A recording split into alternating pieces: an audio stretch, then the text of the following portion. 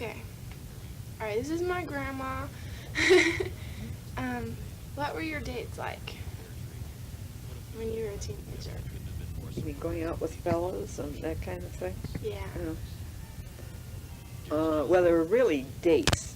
What I mean by that is that the boy would call you up and ask you for a date. And you always were available.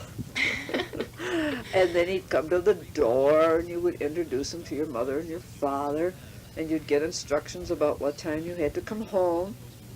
And they were fun. We'd go out to a movie. Depending on the boy, we would stop for an ice cream, and nobody had any money. The fellows didn't have any money for dinner dates or anything. And then when we got a little bit older and the fellows had a job, then we would go to a place for dancing. Oh, yeah. What time did you normally have to be home? What time did your parents usually? Well, when we were young, when I say young, because we couldn't date before you're 16, then it was like after the movie, and you stop for an ice cream cone, 11 o'clock. 11? Yeah. Not too bad. No, it was okay. It worked out. Okay, what did you do for entertainment? Did you? Because there wasn't any. When we were teenagers again? Yeah. When we were teenagers again. Yeah. Oh, well, my mother and father had a piano in their house. And there were 3 girls. They had 3 daughters. And we were allowed to bring a lot of friends in at all times. And so there was a great deal of music. Somebody played the piano, and we would do a lot of singing type of thing. Yeah. And then my mother and father, we didn't have a basement that was finished off, but we did have a basement, and we were allowed to go down there and horse around. Yeah. And also there was a great deal of card playing. We played cards a lot, and our friends would come over, and we always had a lot of friends, boys, and they'd come over and they loved my mother and father because my mother and father always had a lot of refreshments around. It was never beer or liquor or anything, but we had refreshments, and so they kind of liked it, and that's principally what we did. Also, though, we did a lot of swimming, a lot of parks. The fellows would go with us, and my mother would pack a big picnic lunch, and we'd go out to Lake Erie and do the swimming beach part. That fun. was our Yeah, entertainment in our teenage years. Yeah, that'd be good. Okay, what was it like in the Depression? How did you and your family cope with it? It was horrible. I was about 12 or 13, so I really knew what was going on. It was my mother and my father. My father got a job with the WPA, which was a work project, something. I've forgotten exactly what that really meant. But anyway, he worked for the WPA, as did thousands of men.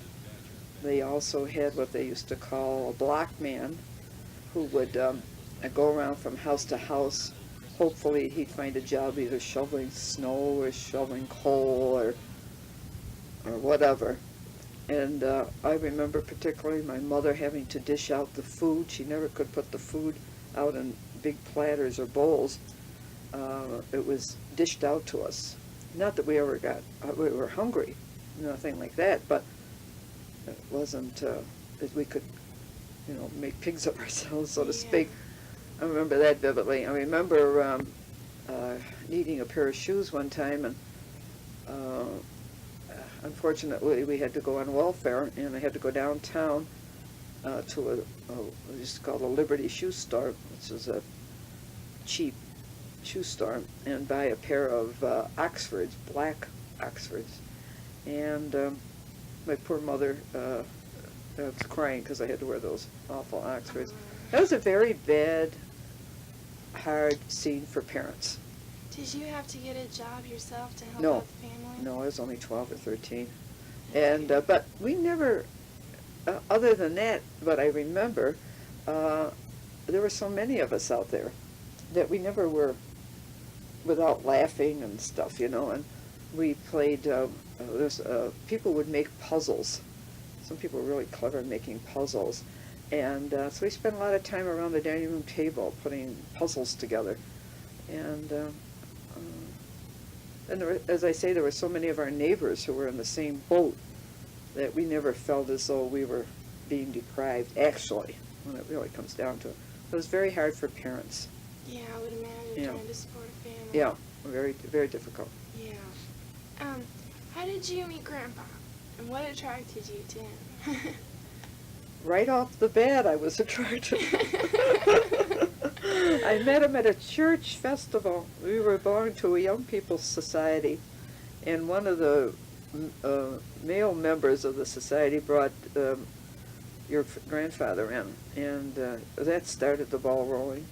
He was something I had never met before. He was rather wild, and I was attracted to him for that reason. He had a car, and he was fun to be with. We had lots of laughs. He liked the same thing I did. We liked the outdoors. We liked to walk. We liked to hike. We enjoyed the same things. Yeah, I was totally attracted to him. Huh? How long did you date before We you got married? it was sort of off and on again type of thing, you know. Yeah. And but I really, man, that if it could Auriel. be love, it was really there. I remember it vividly. Okay, if you could, do you have anything that you regret that you would like to go back and change? Everyone has that. Yeah. Everyone has regrets they would like to change. Do you mean my whole life or in my teenage years? Anything in particular that stands out mostly, that really bothers you, that you would like to go back and change? Mm-hmm. Oh, yes. Yes, yes, yes. There's one particular, I'm not even going to tell you what it is because it's so painful to me, but there is one incident in my life, and I'd give quite a bit to retract. But then everybody has regrets. And so I try to live with it, you know, and try to remember how it was. And so I'm not critical of anybody from that reason. Very understanding if anyone else makes a big mistake in their life. I feel, because I did, that I'm more understanding about that. So at least I gained something from that experience. You learn. You know? Yeah. And do you have any advice for any of the younger people that are going through life? That's tough. Yeah. Oh, sure. Everybody has advice. Oh, God.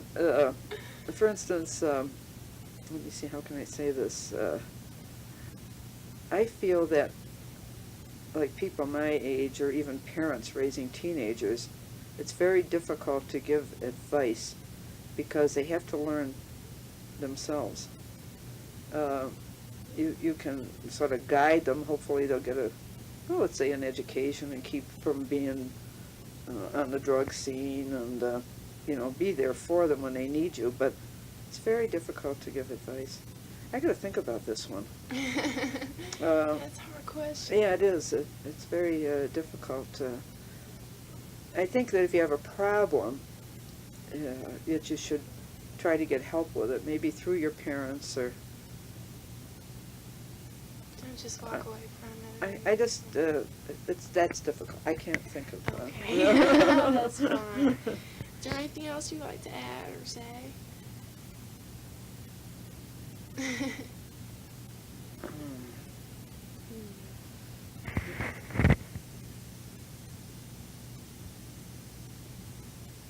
I think that, I just hope that, everybody's life would be free of, everybody has to be, everyone goes through life with, are going to have problems. They're going to be unhappy at times. Ever had. Oh, isn't that nice? I love hearing the moon and back. Isn't that nice? Yeah, Norma. Cheers. Cheers, Grandma. Cheers. She's looking down right now. Oh, yeah. She's saying, go line up. That's right. She's saying, go line up. Well, she's, her and Dickie are looking down, right? Can I get you? They're saying, where's ours? Cheers. Cheers. Cheers. Cheers. Sorry, I stabbed you. Cheers, baby. Hey. Everybody. I hope that goes down well for you.